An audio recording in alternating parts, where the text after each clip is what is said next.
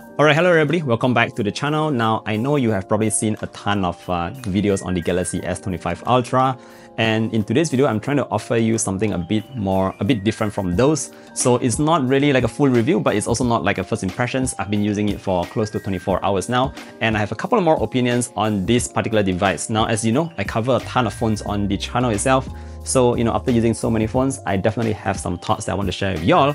And perhaps you can also voice out your own comments and thoughts about this device because, we always want to encourage a bit more of a conversation going on here. Let's talk a bit about it.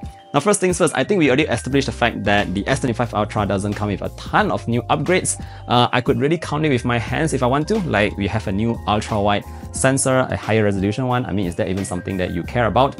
Number two, we have slightly slimmer bezels and a 0.1-inch larger display. Now, I think that's actually quite nice because it sits in a slightly smaller form factor. So an increased display, but in a smaller form factor. Now, what I really like here is that it's lighter than before because it just makes it easier to hold.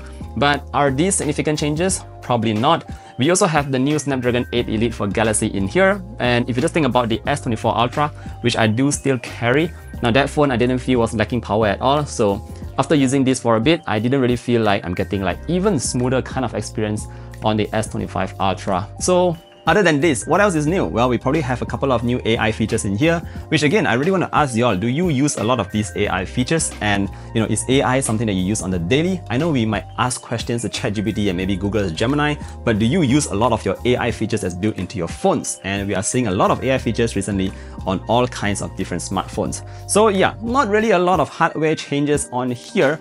And personally, if you ask me what I would call this phone, I would say it's the S24s Ultra because it's just so incremental in terms of its updates that it's not really worth calling it an entirely new generation. Now that's just what I think. Let me know your thoughts down in the comment section below. Now, like I said, since I was also using it for past 24 hours, I did take a couple of photos. Naturally, since the sensors at the back, other than the ultra wide, is the same units, so you can pretty much expect the same kind of photos as well.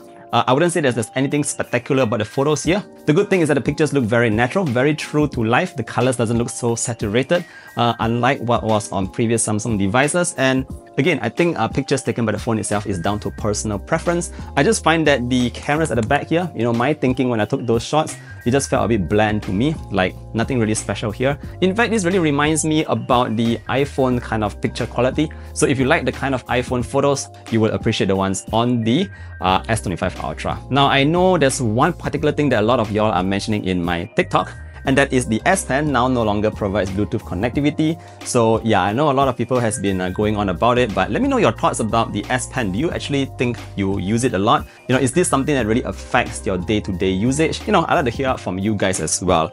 But yeah, overall, another thing that I'm a bit disappointed here is the battery size because it still remains at 5000 mAh. These days, everyone is using the carbon silicon batteries and it gives you a larger capacity while maintaining the form factor. So I didn't see why Samsung couldn't give us a larger battery. And after using it for a day, the battery life is, I would say, very similar to my S24 Ultra. Yeah, so a bit of a missed one there. Samsung could have given us a larger battery. Charging is still the same, and also you still don't get a charger in the box. But I'm not saying that this is a negative device. I'm just saying that the updates here is not that big.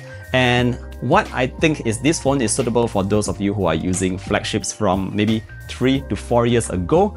If you're using something like the S23 or S24, you might not need to upgrade right away because your phones will still hold up very well. I can vouch for that because my S24 Ultra works perfectly fine. But yeah, if you're using a flagship from many generations ago, or maybe if you are coming from the iPhone and you want the best from Samsung, this might actually be your option. But yeah, let me know what you guys think. Very excited to hear what you guys have to say. Thank you for watching today's video all the way to the end.